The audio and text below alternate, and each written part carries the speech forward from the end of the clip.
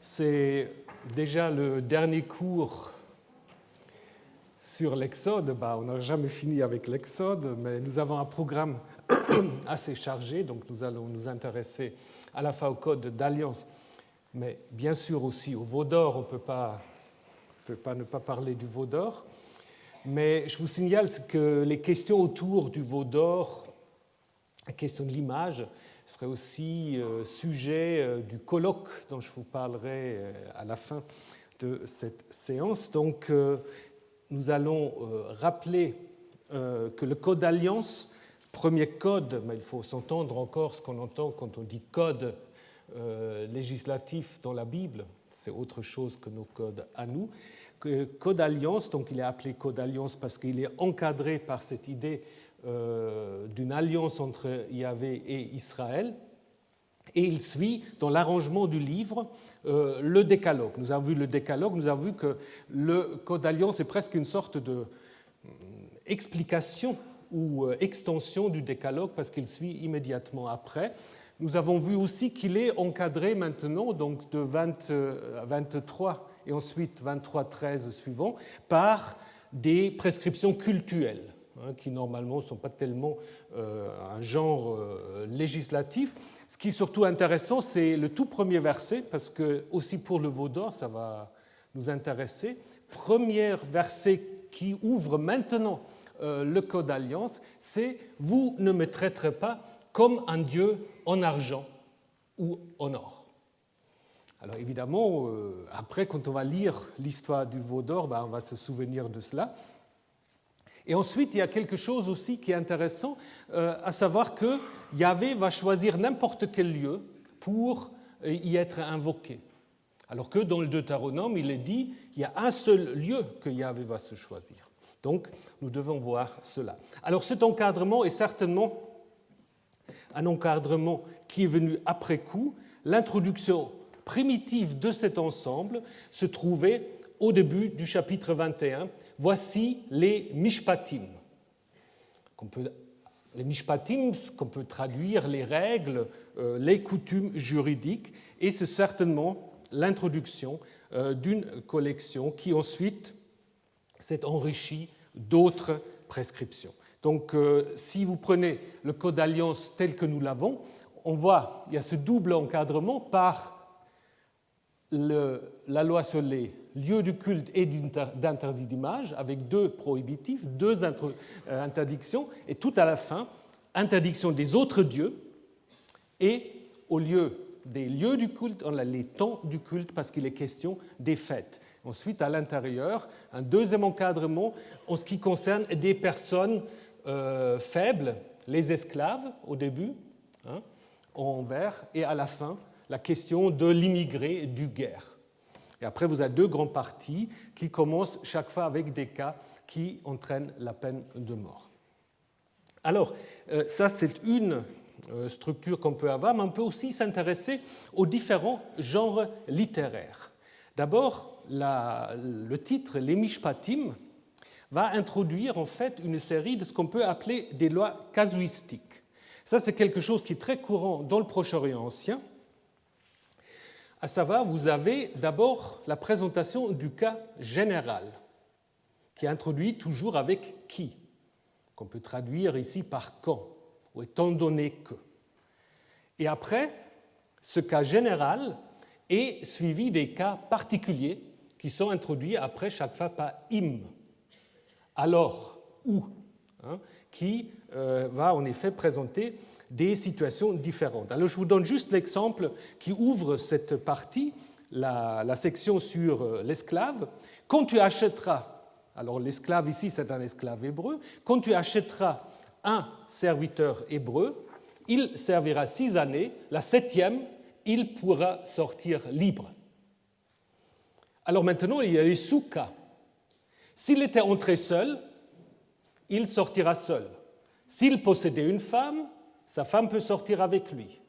Si c'est son maître qui lui a donné une femme, pas de chance, la femme reste avec le maître.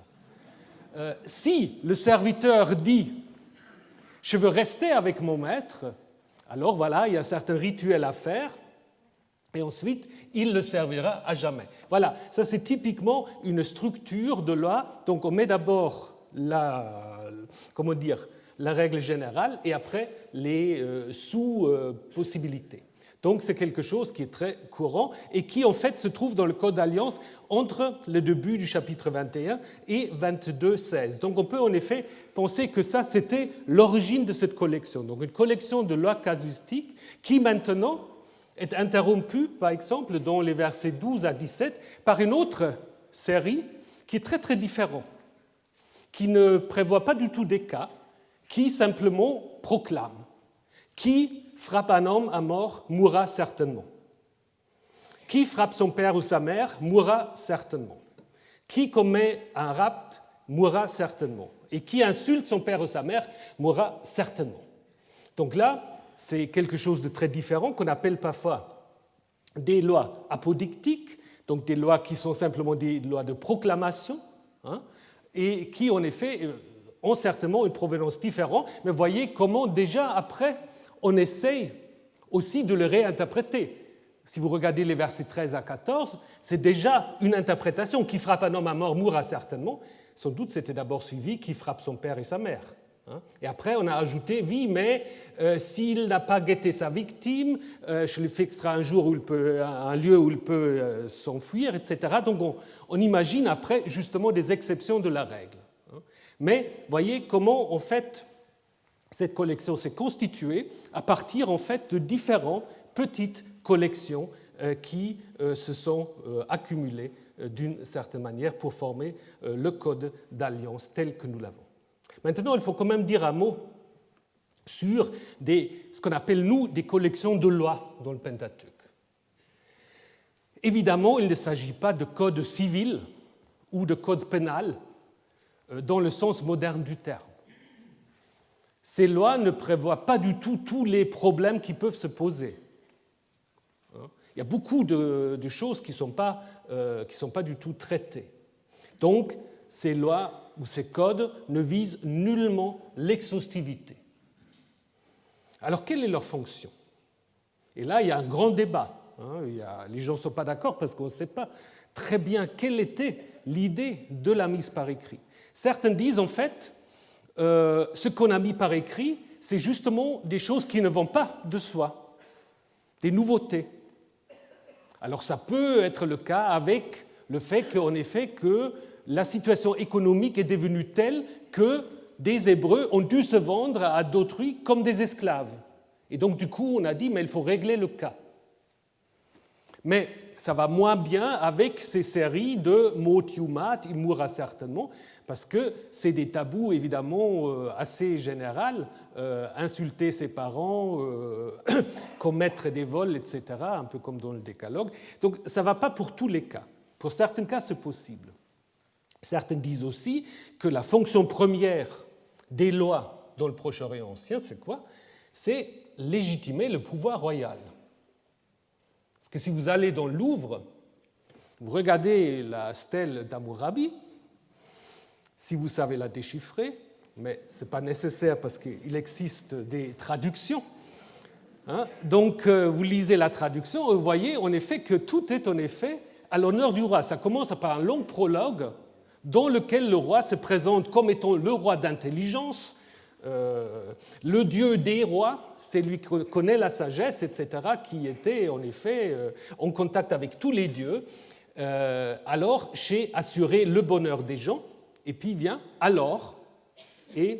la collection des lois. Donc toutes les lois, en fait, selon le code d'Hammurabi, sont en effet données d'une certaine manière par la médiation du roi, et d'une certaine manière aussi pour glorifier le roi qui donne en fait à son peuple le bonheur via ses lois. Ça, c'est certainement un aspect important dans le Proche-Orient ancien, mais pour la Bible, ce n'est pas du tout le cas. C'est Moïse qui est le médiateur, et surtout, on ne parle jamais du roi. On parle une seule fois du roi, dans le code du Deutéronome, mais au chapitre 17, on dit simplement tout ce que le roi ne doit pas faire. Il ne doit pas avoir trop de femmes, il ne doit pas avoir trop d'argent, il doit surtout se soumettre à la Torah. Donc ce n'est pas une loi qui met le roi au-dessus. contrairement à ce que nous avons dans le code d'Hammurabi. Donc, ça pourrait être déjà une première indication. Ça pourrait être une indication pour l'idée que la plupart des lois, peut-être, ont été mises en écrit, pour ce qui concerne la Bible, à une époque où la royauté pose problème, où la royauté n'existe plus. Alors, quels sont les contextes? Pourquoi est-ce qu'on les a mis par écrit, ces textes? Donc, il y a une thèse qui dit que ce sont en fait des collections, surtout le Code d'Alliance et le Code du Deutéronome, donc CA, Code d'Alliance, CD, Code Deutéronome, qui sont destinés à la formation des scribes et des fonctionnaires. Parce qu'il faut bien que les gens savent un peu comment gérer les affaires. Donc, les mishpatim seraient d'une certaine manière des cas d'école. Encore aujourd'hui, quand on forme les juristes, on va leur donner des cas d'école et on va leur dire est-ce que pour tel problème, quel cas s'applique? Ou est-ce qu'il n'y a pas de cas qui s'applique à cela? Donc ce serait en effet pas des codes juridiques proprement dits, mais ni non plus, comme l'affirment certaines, des spéculations théoriques gratuites. Certains disent c'est des scribes qui sont amusés simplement mettre par écrit les choses. C'est pas très convaincant. C'est plutôt, comme dit Eckhart Otto, des Lehrbücher, des manuels qui doivent apprendre aux jeunes juristes, entre guillemets, comment il faut prononcer ou comment on peut prononcer une sentence adéquate grâce à un système de raisonnement par analogie. Donc si c'est comme ça, alors si j'ai un autre problème, comment je vais juger? C'est peut-être en effet pour cette raison-là que ces textes ont été mis par écrit.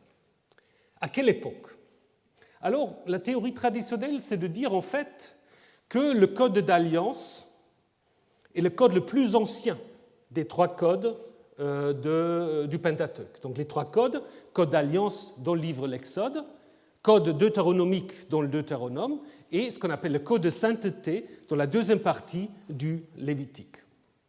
Donc on dit, et c'est une observation qui est tout à fait juste, ce texte s'adresse à des hommes, de nouveau, comme le Décalogue, à des anachim, un ish, des hommes libres, et contrairement au code d'Hammurabi, il n'y a pas une distinction entre trois groupes de destinataires, ce qui fait le code d'Hammurabi, qui distingue entre les hommes libres, une sorte de catégorie intermédiaire, et puis les esclaves. Alors là, ça ne s'adresse que à des anachim.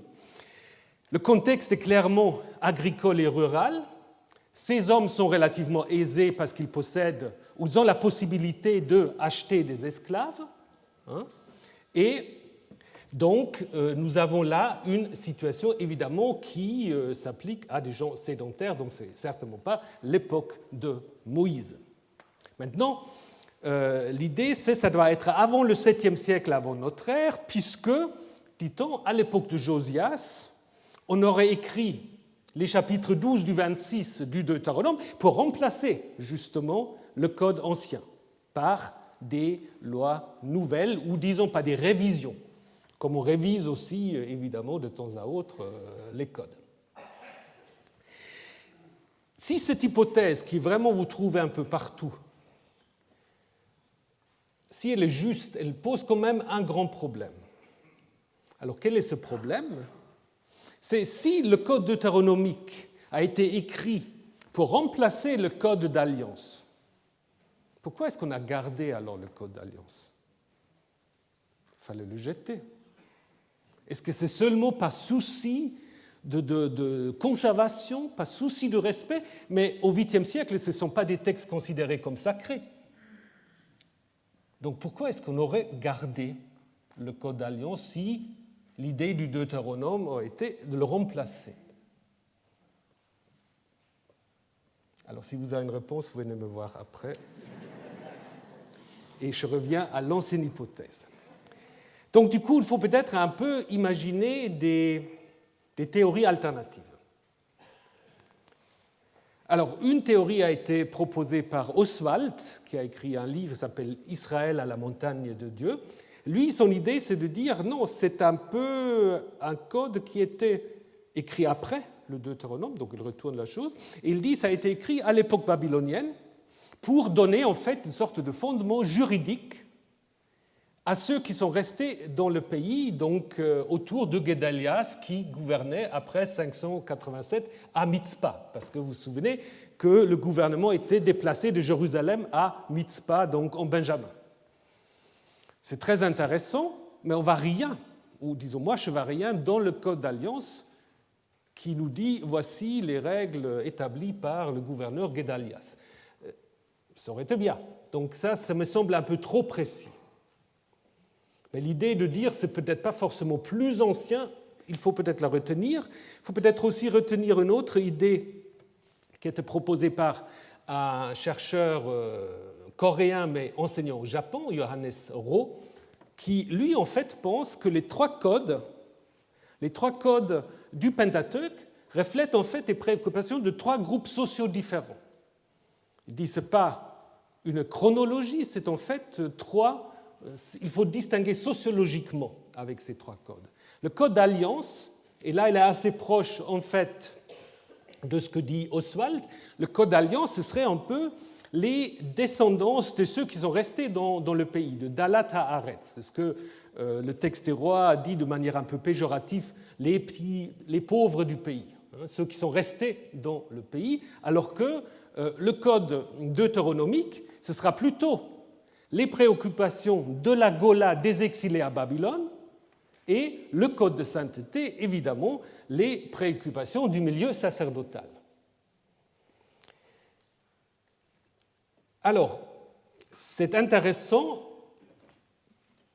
il montre aussi encore qu'il y a une particularité qu'il faudrait peut-être en effet aussi prendre au sérieux, que le code d'alliance, contrairement au code deutéronomique et au code de sainteté, n'utilise jamais le terme de ach, de frère, quand il parle aux gens.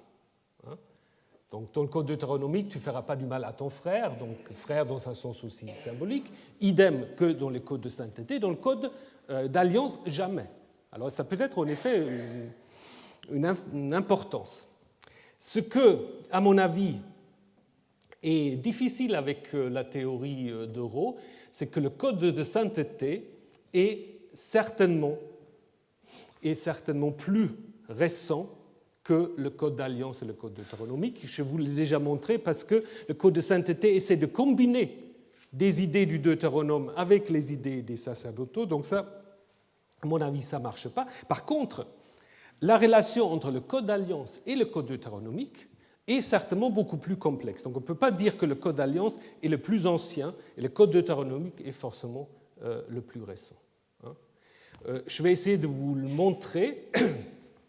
Par contre, je pense aussi ce qu'on peut dire que dans le code d'alliance, on peut, avec les mishpatim, donc cette partie qui a ces lois casuistiques, trouver peut-être en effet une sorte de source qui d'abord a été existée en dehors de tout lien avec l'histoire de Moïse, de l'Exode. Et c'est seulement quand on a construit le code d'alliance, on a repris en fait ces mishpatim pour leur donner en fait une fonction très très différente. Et après, évidemment, ce qu'on va essayer, c'est de mettre en relation les trois codes. Au moment où vous construisez le Pentateuque, vous avez trois codes, et ces trois codes ne sont pas identiques. Alors il faut essayer à la fois de montrer en quoi ils font partie d'une même révélation, donc en soulignant par exemple les parallèles, mais en même temps laisser à chacun de ces codes ses spécificités. Dans une société centralisée, c'est très difficile à imaginer. Dans un système un peu plus fédéral, c'est déjà un peu plus logique. Donc vous avez en effet ces doubles intentions. Vous avez par exemple, dans Exode 22 et dans Deutéronome 24, presque la même interdiction de ne pas prendre comme gage le manteau, le vêtement de quelqu'un qui est pauvre. Parce que la nuit, il fait froid, et puis s'il n'a rien à se coucher, c'est quand même quelque chose qu'il ne faut pas faire à son compatriote. Vous avez donc constamment ce souci de mettre en parallèle, et vous l'avez aussi avec des choses très très curieuses, ça je vais quand même vous le montrer un tout petit peu plus en détail. Vous connaissez peut-être ce commandement un peu curieux. Tu ne feras pas cuire un chevreau dans le lait de sa mère. Et si on revient juste en avant, vous voyez que c'est le tout dernier commandement que nous avons dans le Code d'Alliance. Ce n'est pas vraiment une conclusion. Mais donc, apparemment, on voulait quand même que ce commandement se trouve donc aussi dans les 3 codes, parce que donc, oui, dans le Deutéronome, vous l'avez également, à la fin d'une section sur les lois alimentaires, et ensuite vous l'avez non pas dans le Code de sainteté, mais en Exode 34, qui, comme nous allons le voir, répète encore une fois le Code d'Alliance. Ce petit verset, ou demi-verset, est devenu très important pour le judaïsme. Parce que le judaïsme a pris ce petit verset comme base scripturaire pour la séparation stricte entre produits laitiers et la viande. Donc vous savez, vous ne pouvez pas, si vous êtes pratiquant, vous ne pouvez pas manger du lait avec la viande. Il faut avoir des vaisselles différents, à la limite même encore deux armoires différents pour que ça ne se contamine pas, peu importe. La question c'est, en fait, qu'est-ce que ce type d'interdit reflète ?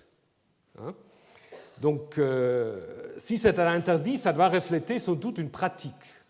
Une pratique, déjà dans l'histoire de Sinoué, cet Égyptien qui s'est enfui en Palestine, il dit que tout était, donc sous-entendu toute viande, était cuite dans du lait. Alors peut-être qu'il exagère, mais apparemment, ça fait allusion quand même à une certaine pratique culinaire. Et donc c'est sans doute une coutume existante qui est le point de départ de l'interdit. Mais ça ne nous explique toujours pas l'interdit. Le grand savant juif Maïmonide avait d'abord avancé une explication très rationnelle en disant mais ça, c'est beaucoup trop lourd. Si vous mangez de la viande dans du lait, ça rend le sang trop épais. Je ne sais pas si c'est vrai. Mais après, il a ajouté aussi, mais peut-être des tels plats ont pu être aussi consommés dans des cultes païens.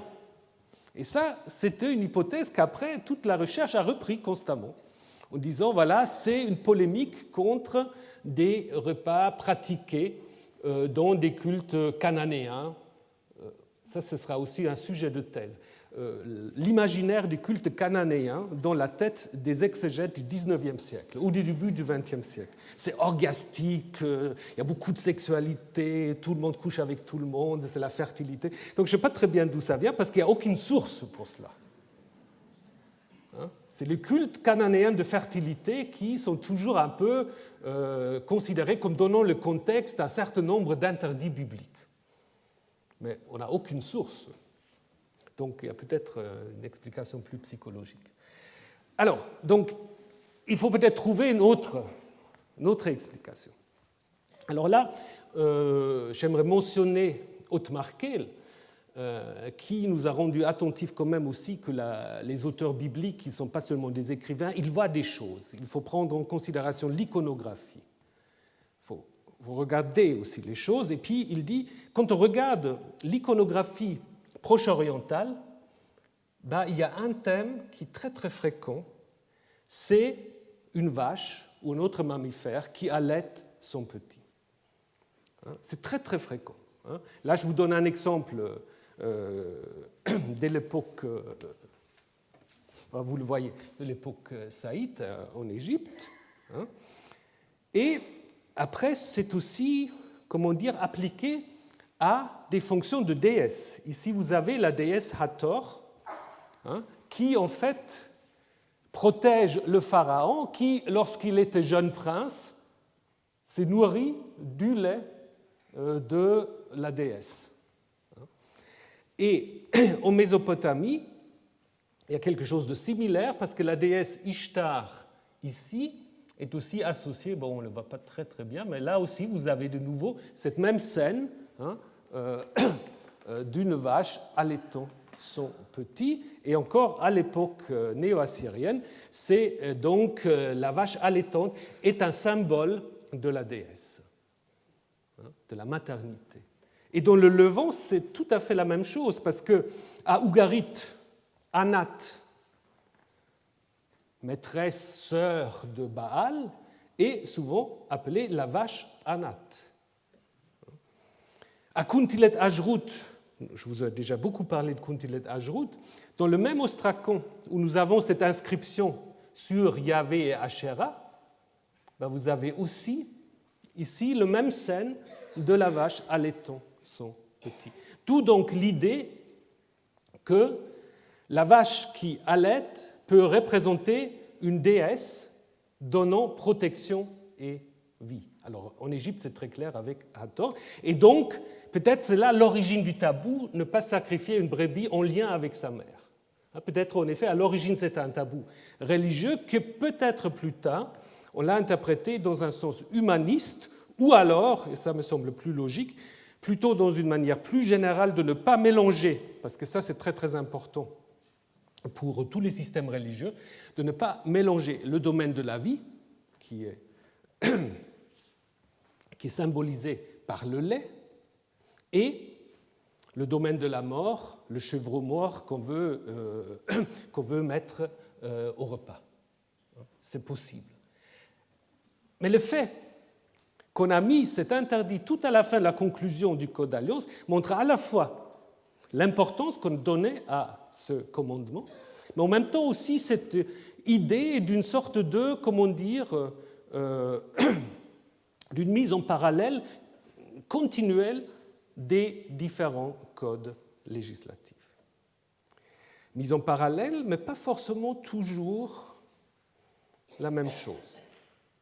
Et ça, j'aimerais juste vous le montrer à partir de cette deuxième introduction dont je vous ai déjà parlé.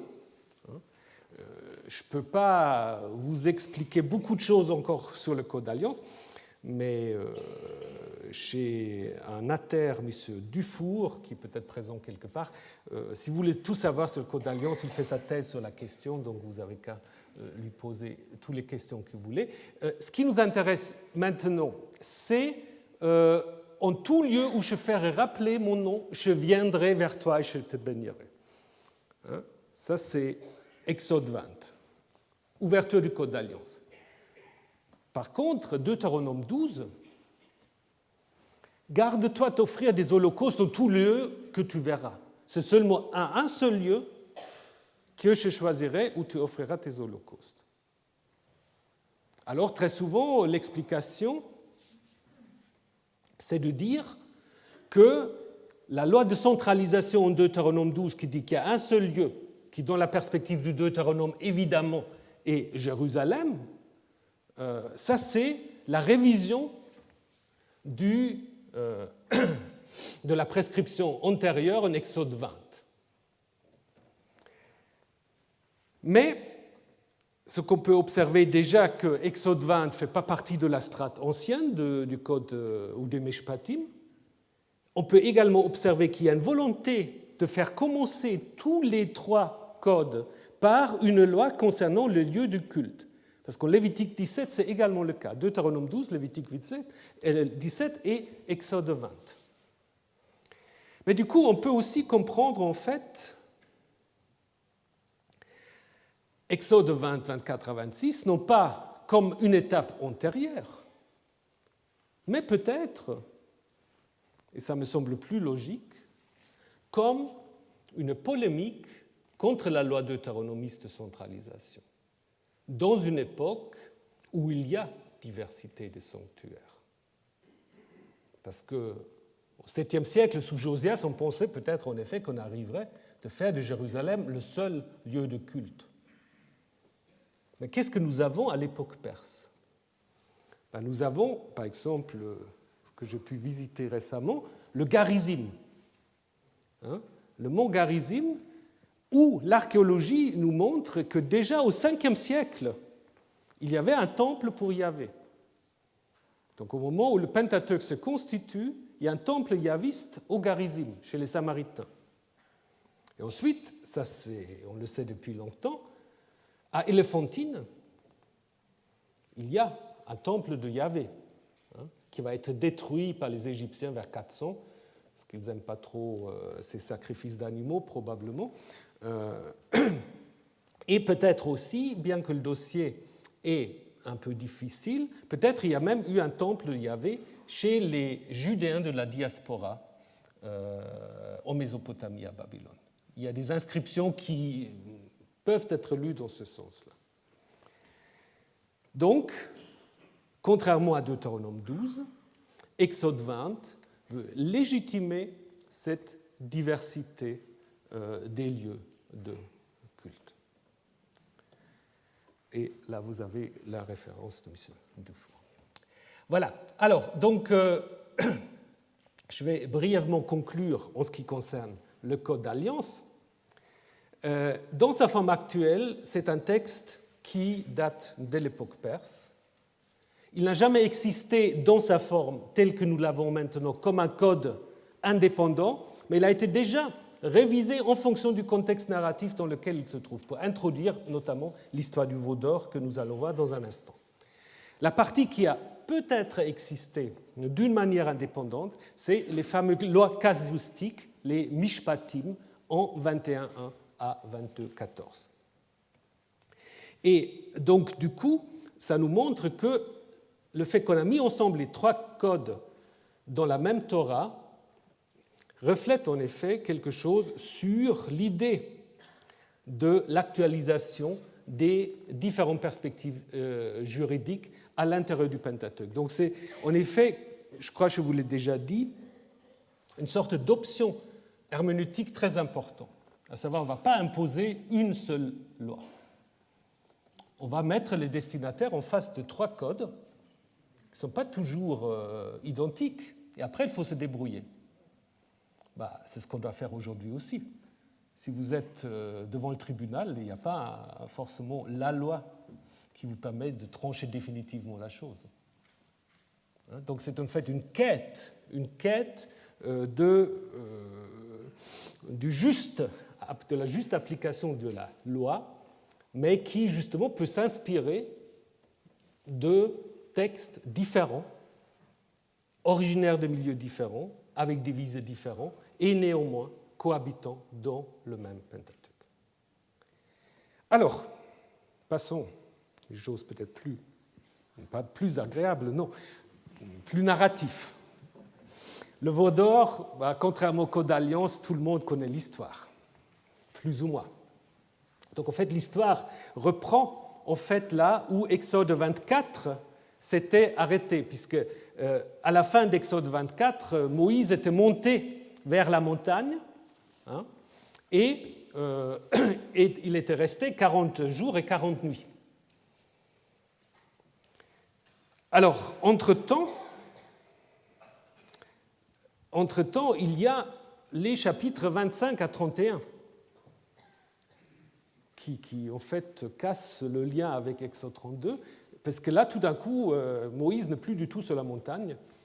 Il est en bas et Dieu lui donne une sorte de modèle, de tabnide du sanctuaire mobile qu'il est en effet chargé de mettre en place. Donc Moïse, l'ancêtre des architectes, et puis ça va se mettre en place dans les chapitres 35 à 40.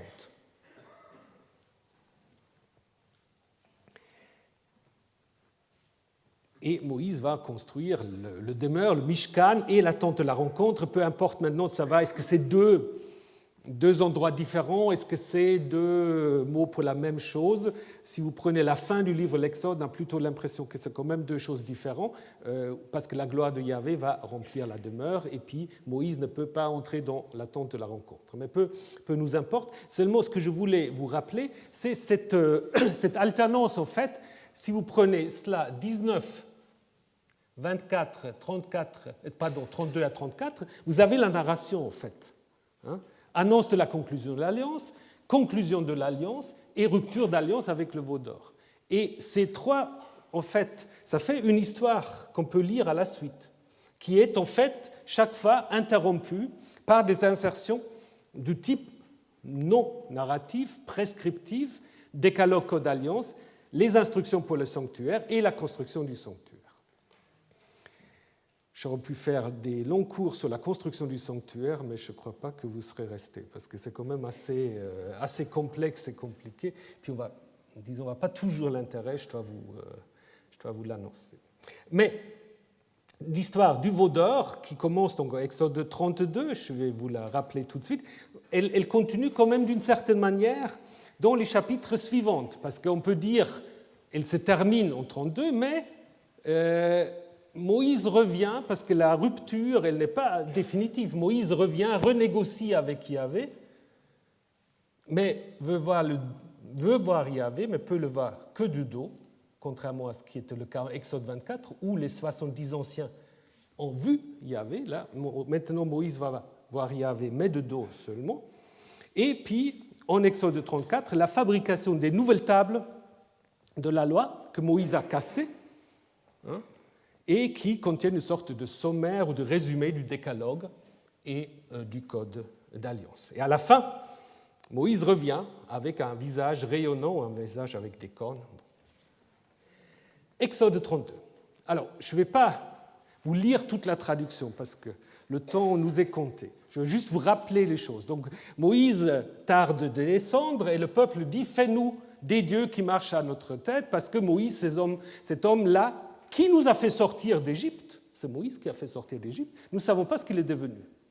Alors du coup, Aaron leur fait un veau d'or avec des bijoux que les Israélites lui apportent, et donc construit ce veau, proclame une fête. Le peuple donc se lève le matin, ils firent monter des holocaustes, amenèrent des sacrifices de paix. Dans la Septante, c'est seulement il, donc au singulier, c'est Aaron tout seul, donc dans le texte masorétique, c'est l'ensemble du peuple. Ils burent, puis se levèrent pour, on reviendra là-dessus, pour s'amuser. Après, Yahvé dit à Moïse, regarde ce qui se passe, va descendre car il s'est corrompu ton peuple, que tu as fait monter du pays d'Égypte. En fait, c'est la même chose que dit le peuple. Le peuple dit, Moïse nous a fait monter d'Égypte. Et Yahvé dit la même chose. Maintenant, il dit « Laisse-moi faire que ma colère, en fait littéralement mon nez, s'enflamme contre eux. » Donc, vous vous souvenez, la colère, c'est le nez. « Je vais les exterminer et je ferai de toi une grande nation. » Mais Moïse va apaiser la face de Dieu en disant « Mais qu'est-ce que tu t'imagines? Qu'est-ce que les Égyptiens vont penser ?» Un Dieu là qui fait sortir le peuple d'Égypte et après n'est pas capable de le faire entrer dans le pays.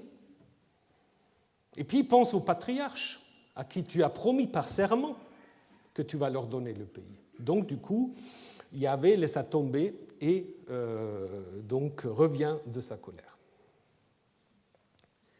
Alors, Moïse veut descendre, mais entre-temps, on apprend aussi qu'il y a encore Josué qui est là, qui dit, voilà, il y a des bruits de guerre dans le camp. Et Moïse dit, non, il n'y a pas de bruit de guerre. Ce que j'entends, c'est un bruit de chant.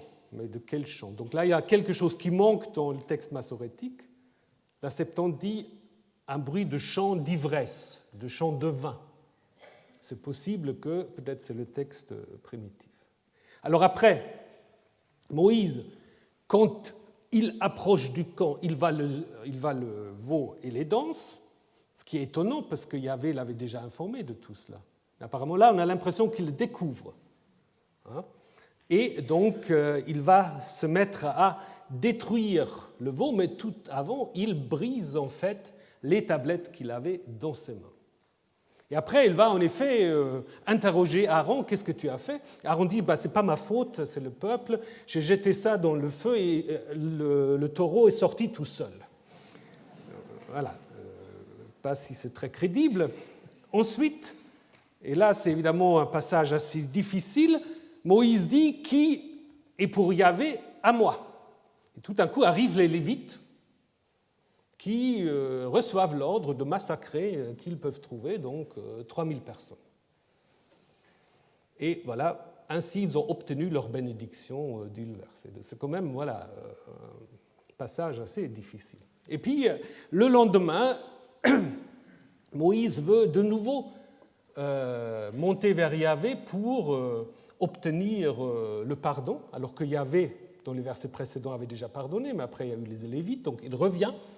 Et Yahvé dit, écoute, efface-moi du livre de la vie si ça ne marche pas.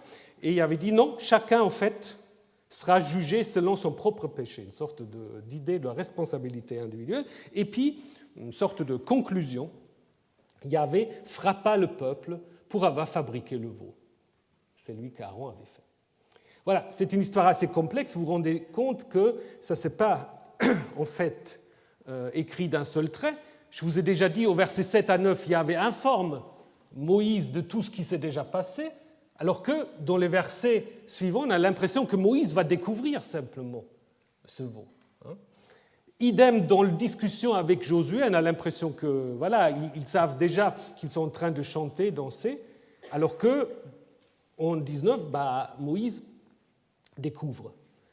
En 11, 14, avec son grand prière, Moïse empêche Yahvé d'exterminer le peuple, mais après c'est Moïse lui-même qui extermine une partie du peuple avec l'aide des Lévites. Et puis il y a déjà eu une première prière d'intercession, après il y a encore une fois une deuxième prière d'intercession. Donc, conclusion, ça ne s'est pas écrit d'un seul trait. La version originelle, c'est probablement seulement la scène avec la construction du veau, la découverte par Moïse, la destruction du veau et cette sanction qu'il fait, je reviendrai, en faisant boire de l'eau qui contient les restes du veau au peuple. Et tout le reste, en fait, a été ajouté au fur et à mesure. Si, dans cette version-là, Aaron est déjà la figure du prêtre, ça ne peut pas être une histoire ancienne.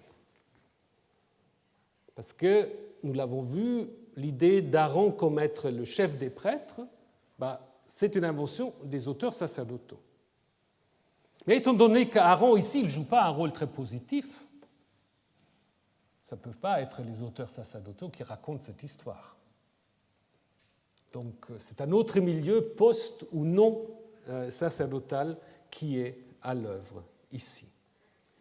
Et donc, le texte, comme nous allons le voir, contient en fait une réflexion sur la chute du royaume d'Israël et aussi probablement de Juda, mais aussi, sans doute, une réflexion sur la nécessité d'un culte aniconique, sans image de Yahvé.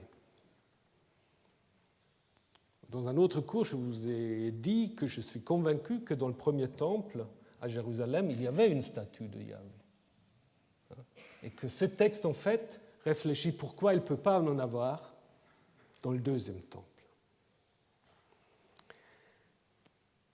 Si nous prenons le texte tel que nous l'avons, on peut dire aussi qu'il s'inscrit justement dans la continuation avec Exode 24, mais en opposition. En Exode 24, souvenez-vous, nous avons vu en fait comment Israël se trouvait dans une relation d'immédiateté avec Yahvé. Les jeunes gens qui avaient fait les sacrifices, les 70 anciens avec Aaron, ses fils, pouvaient voir le Dieu d'Israël. Et en Exode 32, cette immédiateté, elle est perdue. Exode 32 va expliquer pourquoi. C'est pour cela qu'il y a des commentateurs, mais à mon avis ils ont tout à fait raison, qui disent en fait Exode 32 fonctionne pour Israël comme Genèse 2 à 3, l'histoire de la chute, fonctionne pour l'humanité. C'est une histoire de chute en fait. Et il y a en effet de nombreux parallèles entre l'histoire du paradis et l'histoire du veau d'or. Alors, ces parallèles, ils commencent tous les deux avec un état idéal. L'homme et la femme cohabitent avec Dieu dans le jardin. Tout Israël peut voir Yahvé, peut être prêtre. Et ensuite, il y a chaque fois un ordre qui vise à maintenir cette relation, ne pas manger de cet arbre au milieu du jardin, ne pas se faire d'image de Yahvé, dit le décalogue et le début du code d'alliance. Ensuite, l'ordre est transgressé. Et il y a dans les deux cas une enquête. Yahvé va interroger. Pourquoi as-tu fait ça? Il va poser cette question à la femme et à l'homme. Et en Exode 32, c'est Moïse qui interroge Aaron, qu'est-ce que tu as fait? Avec la même expression, qu'est-ce que tu as fait? Et dans les deux cas, les coupables vont essayer de se défiler d'une certaine manière en disant c'est pas moi, c'est la femme, non, c'est pas moi, c'est le serpent. Et Aaron va dire moi, je n'ai rien fait, ça c'est venu tout seul. Et donc, après, évidemment, il y a un jugement, l'expulsion du jardin. En 32, quand même, le fait que les Lévites vont mettre à mort une partie importante du peuple, sans que la relation avec Yahvé est totalement rompue, seulement elle va être redéfinie. Et c'est grâce à Moïse, évidemment, en Exode 32, que cette alliance peut être redéfinie. Donc, je pense que dans les derniers rédacteurs voulaient certainement qu'on lise les deux textes un peu en parallèle. Montrer pourquoi Israël, maintenant, aura besoin aussi de sa classe sacerdotale, de son temple, son sanctuaire ou ses sanctuaires. Alors, revenons à la question du veau. Nous avons vu comment le peuple va attribuer la sortie d'Égypte d'abord à Moïse, en disant « ce Moïse, l'homme qui nous a fait monter d'Égypte, nous ne savons pas ce qu'il est devenu. » Et après, ils vont attribuer la sortie d'Égypte au veau. Voici tes dieux Israël qui t'ont fait monter du pays d'Égypte. Donc c'est soit Moïse, soit le veau, mais ce n'est pas Yahvé. Et il y a aussi une opposition voulue sans doute avec les sacrifices du chapitre 24 qui étaient faits en honneur de Yahvé et les sacrifices qui sont faits en honneur du veau. Donc vous voyez, vous pouvez regarder les parallèles. Dans les deux cas, ils firent monter les holocaustes, offrir des sacrifices en Exode 24 et des sacrifices de paix des taurillons et amenèrent des sacrifices de paix. Alors là, les taurillons sont offerts en Exode 24 et en Exode 32, le taurillon est en fait l'objet, disons, celui qui reçoit les sacrifices. Ils contemplèrent la divinité, dit Exode 24.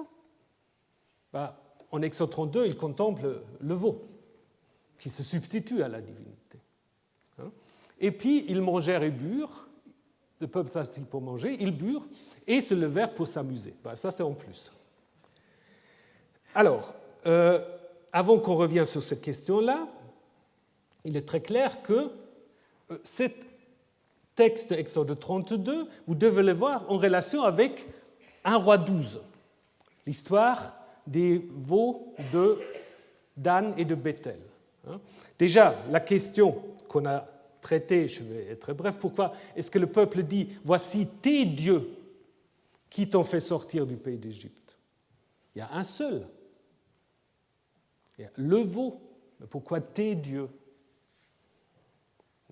Alors souvent, on cherche la solution dans l'histoire de 1 Roi 12. Donc souvenez-vous, le roi Jéroboam, quand il se sépare du sud, donc du successeur de Salomon, va faire 2 statues bovines, en mettant une à Bethel et l'autre à Dan, en disant « Voici tes dieux, Israël, qui t'ont fait sortir du pays d'Égypte ». C'est presque la même expression dans les deux cas.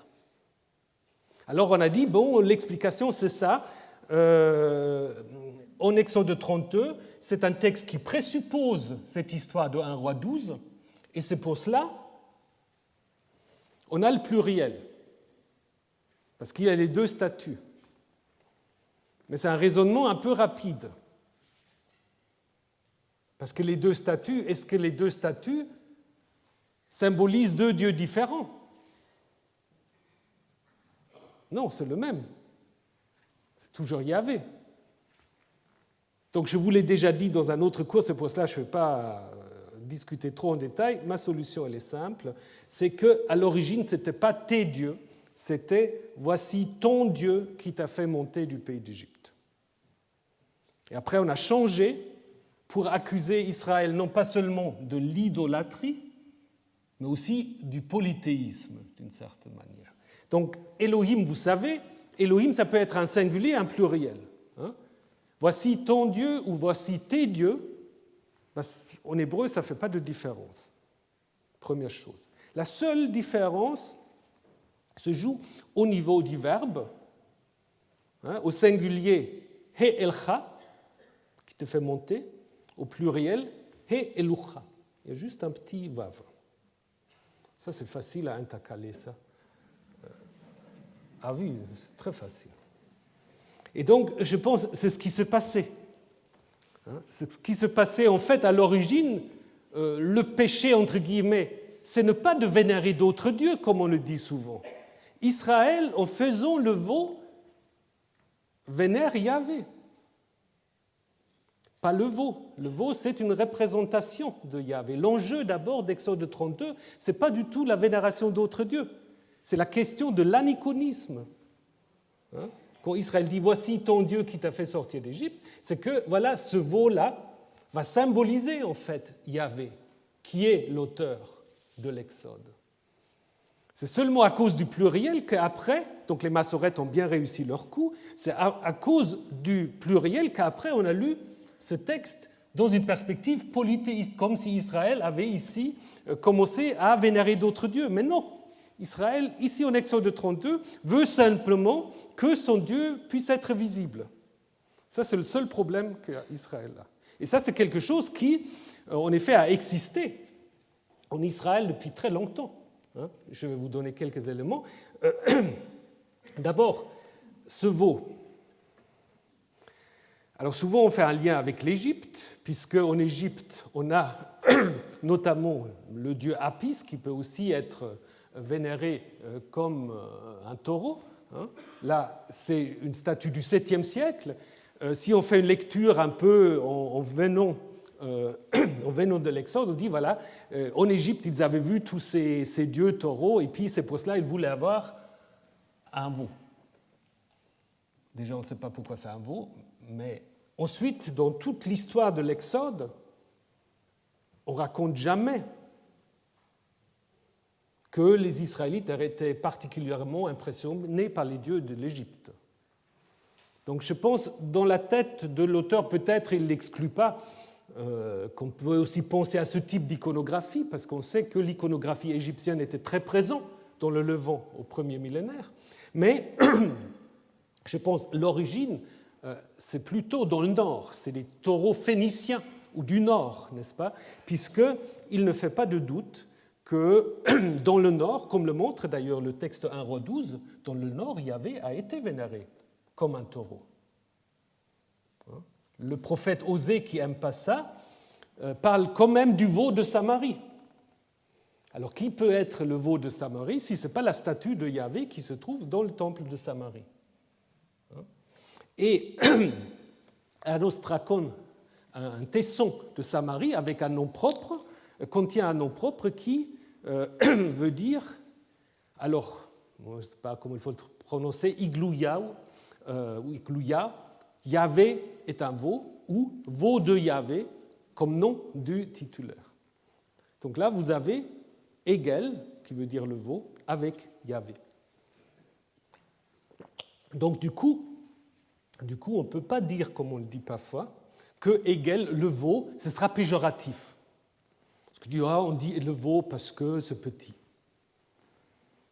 Si c'est un nom propre, on ne va pas donner des noms péjoratifs aux enfants. Bon, aujourd'hui, tout est possible, mais à l'époque, je ne pense pas. Alors, pourquoi est-ce qu'on a Egel, veau, et pas taureau? Là, je pense, ça peut de nouveau nous dire quelque chose sur les origines en fait, de la vénération de Yahvé. Egel se réfère en fait à un jeune Dieu. Vous avez vu dans d'autres cours que nous avons fait ensemble que Yahvé, d'abord, au début de sa carrière, il était hiérarchiquement inférieur à El. Il était même considéré dans certains textes comme étant un des fils de El. Et Bethel, nous l'avons vu aussi, d'abord c'est un sanctuaire de El et pas de Yahvé. Et à Ougarit, c'est intéressant parce que El, dans beaucoup de textes, est appelé le taureau, et Baal, son fils, le jeune dieu, est appelé le veau. Donc, du coup, Il y a même dans la Bible un texte qui appelle El, le buffle, pas taureau, mais buffle, c'est pas très loin, hein, on lui attribuant l'Exode, mais donc il y a un peu le même titre pour El. Donc ça veut dire que le culte de Yahvé en tant qu'Egel, ce n'est pas une description péjorative, ça reflète une certaine réalité du culte de Yahvé au 9e, 8e siècle, qui était dans le nord, en effet, peut-être appelé Egel, le jeune taureau, hein, fils de El. Et c'est ça, justement, qui est critiqué dans l'histoire d'Exode 32.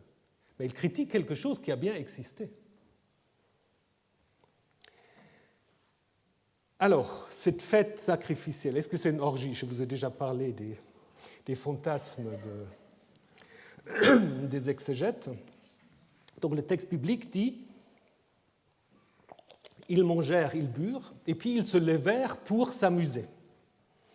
Le mot « s'amuser », tsachak, est en effet ambigu. Ça peut vouloir dire rire, jouer, s'amuser, mais aussi parfois avoir des connotations sexuelles. Pensez à Genèse 26, où on fait un jeu de mots avec Isaac, qui porte justement un nom qui est construit avec cette racine, Yitzhak, probablement Yitzhak El ou quelque chose comme ça. Hein. Yitzhak, Metzachek, s'amuse avec sa femme. Bon, vous pouvez imaginer ce qu'il fait. Puis le roi le découvre et dit « ça ne peut pas être ta sœur ». Alors, est-ce que c'est cette signification ici? Est-ce que vous vous souvenez des 10 commandements? Là aussi, on imagine tout plein de choses, des sacrifices humains, des débauches, etc. Dans le texte, ce n'est pas très très clair. Hein. C'est plutôt ici, me semble-t-il, et c'est aussi la discussion, hein, c'est plutôt des activités de danse, de chant, avec lesquelles, en fait, on cherche à plaire au veau ou à Yahvé. Et c'est justement cette discussion-là entre Moïse et Josué, quand il dit « mais c'est quoi ces chants ?» Hein, c'est des chants de guerre, c'est des chants de victoire, de défaite. Non, dit Moïse, c'est des chants, on ne sait pas trop. Mais donc là, l'idée, c'est que ce tsachak, c'est plutôt chanter, danser. Donc je pense qu'il faut laisser les orgies dans les fantasmes. Alors, une chose encore qui est importante, c'est la discussion entre Yahvé et Moïse. Parce que dans cette discussion, qui va intervenir tout de suite après la construction du veau, insérée par une des dernières rédactions du Pentateuque, en fait, c'est une sorte de jeu de ping-pong entre Yahvé et Moïse, parce qu'il se renvoie la responsabilité. Yahvé commence en disant « ton peuple que tu as fait sortir ». Et Moïse dit, ce qui est marqué en bleu, « pourquoi tu veux te mettre en colère contre ton peuple que tu as fait sortir ? Reviens de l'ardeur de ta colère et laisse tomber le mal contre ton peuple. » Et puis finalement ça marche parce que à la fin, Yahvé laissa tomber le mal qu'il avait pensé faire à son peuple. Donc le peuple n'est pas le peuple de Moïse, c'est le peuple de Yahvé. Et surtout, ce qui est important encore, c'est que je vais les exterminer et je ferai de toi une grande nation. Et à cela, en fait, Moïse répond, pense à Abraham, Isaac et Jacob, qui est appelé ici Israël, changement de nom, auquel tu as dit par serment, donc tu t'es engagé juridiquement, en disant, votre descendance sera comme les étoiles du ciel. Donc Yahvé, il faut quand même qu'il tienne parole. Et surtout, c'est un argument très important pour montrer une chose, à savoir que Moïse n'est pas Abraham, Moïse n'est pas un ancêtre. Moïse aura une fonction très différente. Abraham, Isaac et Jacob, ce sont des ancêtres, parce qu'on connaît leurs fils. Les fils s'inscrivent dans une ligne qui va jusqu'aux 12 tribus des 12 fils de Jacob. Et comme nous l'avons déjà vu, les fils de Moïse, ils disparaissent dans la nature. On ne sait pas ce qu'ils deviennent. Et le texte s'y intéresse pas. C'est Josué qui va prendre cette place. Donc Moïse n'est pas un ancêtre, il est le médiateur par excellence. Mais il est aussi, d'une certaine manière, le précurseur de Josias. Il descend avec les tablettes qui sont écrites, nous dit-on, par Dieu lui-même. Peut-être Dieu même les a taillés. Donc, ce qui évidemment renforce après encore le geste de Moïse quand il va les briser. Écrites par Dieu, même taillées. Et donc, écrites sur les deux côtés. Bon, ça, c'est pas très. Pour nous, pas facile. Mais qu'est-ce que ça veut dire? Si vous allez dans le Louvre, regardez les tablettes d'argile, elles sont souvent écrites sur les deux côtés. C'est beaucoup plus économique, il y a plus d'espace, disons. Quand même, ça coûte, et puis il faut quand même qu'on puisse mettre des informations sur une tablette, donc on les met sur les deux côtés, parfois même en bas et en haut. Donc Moïse va détruire les tablettes et le veau d'or. Les destructions des tablettes, ça se passe en bas de la montagne, exactement à l'endroit où Moïse lui-même avait construit l'autel pour Yahvé. Alors, est-ce qu'il faut imaginer qu'il le brise sur l'autel? C'est possible, hein, le texte ne dit pas. Et ça, je le dis juste en passant, ça c'est quelque chose qui a beaucoup intrigué Sigmund Freud. Ça, on pourra faire tout un cours aussi, mais je voulais quand même vous le montrer parce que je ne sais pas si vous connaissez les études de Freud sur Moïse. Hein, et il est parti de ce Moïse de Michel-Ange. En disant, parce que en fait, l'idée de Freud, c'est qu'il y a eu deux Moïse. Il y a eu le vrai Moïse, un homme des Lumières, un homme éclairé, qui aurait été assassiné par les Israélites, et à la place, on aurait mis un Moïse obscur, ayatollah, qui en fait était le faux Moïse. Bon, peu nous importe. Mais ce qui est intéressant, Freud avait dit, mais ce n'est pas possible. Moïse ne peut pas briser les tables. Le vrai Moïse n'aurait jamais fait ça. Et donc, il a même fait dessiner dans une de ses études sur Moïse, à partir de cette statue, en fait, le fait que Moïse était tenté de lâcher les tables, mais finalement, au dernier moment, il s'est ravisé et il les tient fort. Mais ce n'est pas le texte biblique. Le texte biblique, on dit bien que Moïse, violemment, brise les tables. Et pas seulement les tables, tout le veau est détruit. D'une manière parfois un peu curieuse, comment on peut brûler un veau en or? Alors certains disent c'est plaqué d'or, donc on a brûlé le bois, mais ce n'est pas important. Il brûle, il écrase, il est répandu sur la surface de l'eau. C'est toute la rhétorique en fait de la destruction dans le Proche-Orient ancien.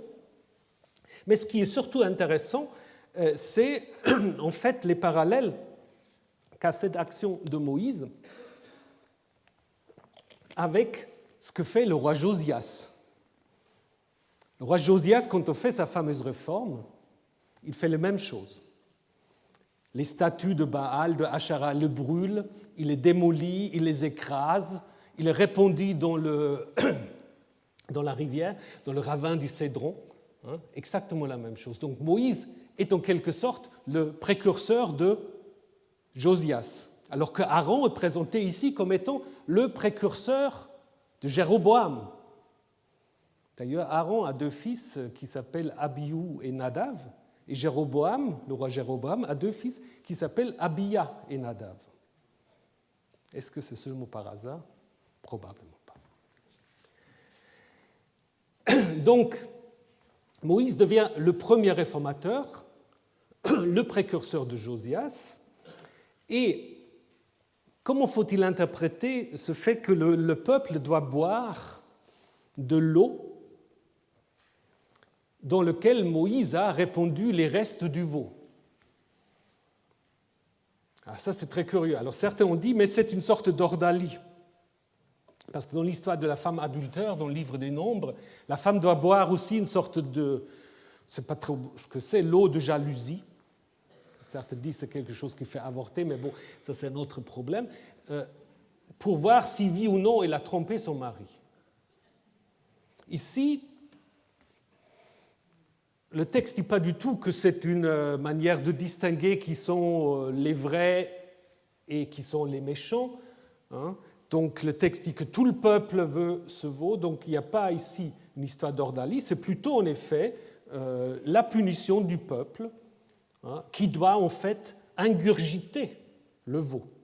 Vous voulez l'eau? Alors voilà, vous l'avez dans l'eau que vous allez boire. Et puis il y a des textes prophétiques qui parlent justement de cette punition. Yahvé, c'est lui qui fait boire de l'eau, la cigue ou l'eau empoisonnée, quelque chose dans ce style-là. Donc je pense que ce n'est pas une ordalie, c'est simplement une sorte de loi de talion ou quelque chose. Voilà, je vous rends le veau que vous avez fabriqué, vous allez l'avoir en vous-même. Et après, bon, les rabbins ont beaucoup spéculé là-dessus, qu'est-ce qui se passe après quand ça passe par le corps, etc. Mais bon. L'histoire primitive s'est probablement arrêtée là. Mais après, on a quand même rajouté cette histoire, surtout dans nos contextes actuels, quand même assez horrible. C'est les Lévites qui viennent et qui tuent parmi le peuple. On dit 3000 et la Vulgate et d'autres, ils parlent encore de plus, de 23 000. Et puis donc, on voit tout de suite que le contexte est différent. Le contexte, c'est que Moïse ici se trouve à la porte, Sha'ar. Normalement, la porte, vous trouvez ça quand vous avez des villes ou des villages fortifiés. Autour d'un camp, vous n'avez pas un Sha'ar. Donc on est dans un autre contexte et nous avons les fameux Lévites qui sont ici une sorte de clergé militaire tuant tous ceux qui dévient du vrai culte de Yahvé.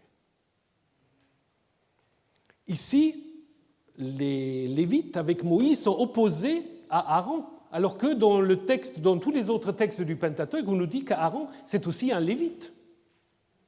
Apparemment, ici, on fait une distinction. Et nous avons sans doute là les traces d'une tradition plus ancienne sur les Lévites, qui peut-être, à l'origine, sont une sorte de, qu'est-ce qu'il faut dire, de groupe très...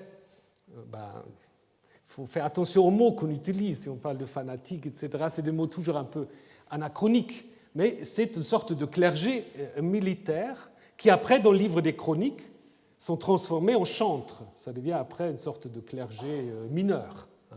Mais on a encore un texte dans le Deutéronome où Lévi est célébré parce qu'on dit, lui qui dit de son père et de sa mère, je ne le regarde pas, qui ne reconnaît pas ses frères, qui ne reconnaît pas ses fils, et observe la parole de Yahvé et garde son alliance. Donc l'idée, c'est qu'en effet, les Lévites, c'est vraiment des fervents yahvistes qui, en effet, sont prêts à se dresser contre leur propre famille. Mais ça, ce n'est pas une spécialité de l'Ancien Testament. Dans le Nouveau Testament, vous avez la même chose. Quand Jésus dit « c'est lui qui me préfère à son père, qui ne me préfère pas à son père, à sa mère, etc., ne peut pas être mon disciple. » C'est exactement ce qu'on dit de Lévi en Deutéronome 33. Ce n'est pas mieux. Donc, apparemment, ce qu'on veut faire dans ce texte ici, on veut légitimer la fonction sacerdotale des Lévites, mais avec un acte justement de violence. Parce qu'à la fin, on va dire vous vous êtes remplis les mains, c'est probablement une allusion à une sorte d'installation dans une fonction sacerdotale, comme on le voit en Lévitique 28, mais peu nous importe. On donnait certainement aux prêtres une sorte d'offrande lorsqu'ils devenaient prêtres. Donc, ce que peut nous apprendre ce texte, c'est que nous avons apparemment ici un conflit à l'intérieur du clergé à l'époque perse, entre Aaronites et Lévites. Les Lévites, ici, ne sont pas du tout encore les chantres, ils sont beaucoup plus proches d'une certaine idée deutéronomiste. Au chapitre 13 du Deutéronome, on dit « Si ton frère, ta mère, ton père vont aller vers les autres dieux faire des choses qui déplaisent à Yahvé, il faut les tuer. » C'est ça. Donc, je pense que toutes les religions monothéistes ont leurs lévites, disons ce type de lévites, et pas seulement les religions monothéistes. Et ça, c'est un peu le problème devant lequel ils se trouvent. Alors, ce qu'on peut dire que le judaïsme a résolu le problème en changeant les Lévites après en chantres. On peut dire aussi que c'est un texte assez isolé dans la Torah, il y a encore Deutéronome 33, mais toujours, en fait, ce texte est là pour nous rappeler qu'on peut avoir des options ou des convictions qui vous rendent en fait capable du pire, ce qui arrive aussi à lui. Évidemment, ça c'est notre lecture aujourd'hui. Je pense à l'époque, ce n'était pas le problème pour celui qui écrivait ça. Celui qui écrivait ça, en fait, voulait légitimer d'une certaine manière les Lévites. Donc, mais en même temps, on voit aussi que c'est une contradiction, parce que d'un côté, Moïse est celui qui fait changer Dieu d'avis, et en même temps, il y a quand même encore cette punition-là, qui, après, remet Moïse de nouveau d'aller intercéder, avec l'idée que l'alliance sera renouvelée, parce qu'en Exode 34, Moïse revient avec les 2 tables réécrites, et puis on nous dit en fait que son visage rayonnait ou était cornu. Je ne vais pas maintenant discuter ça, j'ai parlé longuement de cela quand j'ai fait ma leçon inaugurale, vous pouvez regarder ça. Donc en fait, ce qui est intéressant quand même, pour terminer, c'est que les cornes, c'est quoi? Les cornes, c'est un symbole divin. Les dieux ont des cornes, c'est leur force. Après, dans le christianisme, ça devient le diable. Mais d'abord, c'est une force. Il y a des tiares aussi avec des cornes. Le veau aussi avait des cornes. Et puis Moïse, d'une certaine manière, a pris la place du taureau. Le taureau est détruit et Moïse revient avec des cornes. Donc ça veut dire, en fait, le vrai modèle, disons, il n'est pas l'image de Yahvé, mais c'est quand même son meilleur représentant. Et c'est pour cela, après, il est capable de construire le sanctuaire mobile que les gens, surtout des milieux un peu évangéliques, ils se plaisent beaucoup à reconstruire le tabernacle, mais ce n'est pas trop mal, c'est un peu comme ça qu'il faut sans doute l'imaginer. Et c'est ainsi que s'achève, se termine le livre de l'Exode. Donc on n'a pas évidemment pu traiter de tout sur le livre de l'Exode. Pour ceux qui n'ont pas peur de l'anglais, je vous recommande ce livre qui vient juste de sortir. C'est assez intéressant parce que là, vous avez une approche qu'on appelle maintenant transdisciplinaire, non plus interdisciplinaire, mais transdisciplinaire. Je ne sais pas très bien ce qu'est la différence, mais... Et puis donc, texte, archéologie, culture, géosciences, il y a des reconstructions en 3D et tout ça du vrai Exode. Alors, vous pouvez y jeter un coup d'œil et puis aussi revenir le 5 et 6 mai, vous avez reçu les prospectus donc, du colloque sur les images qui justement va un peu reprendre ces questions autour du veau. Et donc on peut approfondir la chose.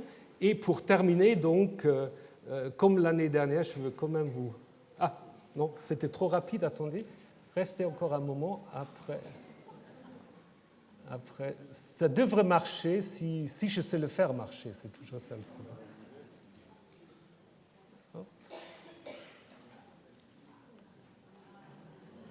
Voilà, ça c'est Moïse quand il revient de la montagne avec les tables qu'il ne va pas tarder à casser. Mais vous pouvez déjà partir, donc je vous retrouve le 5 et le 6 mai. Et jusqu'à là, bonne journée.